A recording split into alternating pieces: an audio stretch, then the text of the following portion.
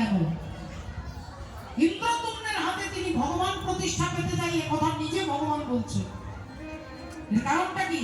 রাজা ইন্দ্রদুম্ন এমন কি পুণ্য করেছিলেন? এর ইতিহাস জানতে গেলে সত্যযুগে যেতে হবে। রাজা ইন্দ্রদুম্ন ছিলেন সত্যযুগে একজন বিচক্ষণ ধার্মিক রাজা। তখনও তার নাম ছিল ইন্দ্রদুম্ন, সত্যযুগের নাম ছিল ইন্দ্রদুম্ন।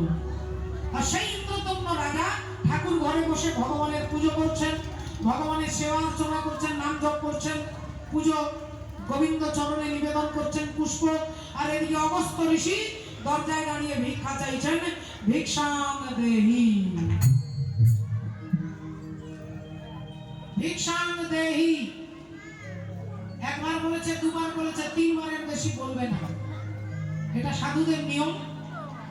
তিনবারের বেশি তিনি বলবেন না। দুবার বলা হয়ে গেছে, রাজা পুজো করতে বসে গেছে, রাজা ভাবছে পুজোটা সেরে তারপরে ভিক্ষা দেব, কিন্তু এখানেই ভুল হয়ে গেল না।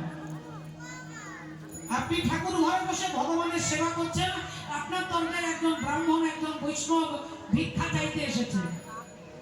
আপনি এটা ভাবতে পারেন না যে আগে পুজোটা শেষ করি তারপরে ভিক্ষা দেব, আপনার অপরাধ হয়ে যাবে। আপনাকে পুজো ছেড়ে আগে ভক্তের মর্যাদা রক্ষা করতে হবে। যে মে ভক্ত জনা প্রার্থন মে ভক্তাশ্চতে জনা মন ভক্ত নাঞ্চ ভক্তাস্তে মে ভক্তা তমামতা। ভগবান শ্রীকৃষ্ণ কুরুক্ষেত্রের মাঠে দাঁড়িয়ে অর্জুনকে বলছেন, যে মে ভক্ত জনা প্রার্থন মে ভক্তাশ্চতে জনা, যে আমার সেবা করে আমি খুশি হই, কিন্তু যে আমার ভক্তের সেবা করে আমি তার থেকে আরো অনেক বেশি খুশি হই। রাজা ইন্দ্রদুম্ন ভাবছে পুজোটা সেরে নি তারপরে ভিক্ষা দিতে যাব। এর মধ্যে তিনবার বলা হয়ে গেছে। অগস্ত্য ঋষি বললেন, রাজা তোমার এত অহংকার, গজের মতো স্তব্ধমতি দেখিয়া রাজারে গজ হও অভিশাপ দিল ঋষি বলে।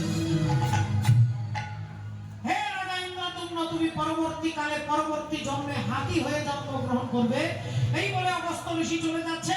রাজা ইন্দ্রদুম্ন সঙ্গে সঙ্গে পুজো ছেড়ে আর উঠে দাঁড়িয়ে অগস্ত্য ঋষি চরণে আছাড় খেয়ে পড়েছে। হে ঋষি বল, আমাকে ক্ষমা করুন, আমাকে ক্ষমা করুন,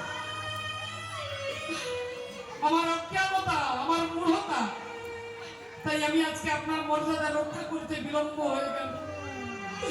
আপনি আমাকে তার জন্য অভিশাপ দিয়েছেন আমি হাতি হয়ে জন্ম নেব। আমার কোনো দুঃখ নাই, আমি হাতি হই, কুকুর হই, বেড়াল হই, ইঁদুর হই, পশু হই, পাখি হই, আমি যেই হই না কেন, আপনি দয়া করে আমাকে একটু খালি দয়া করে যান, যেন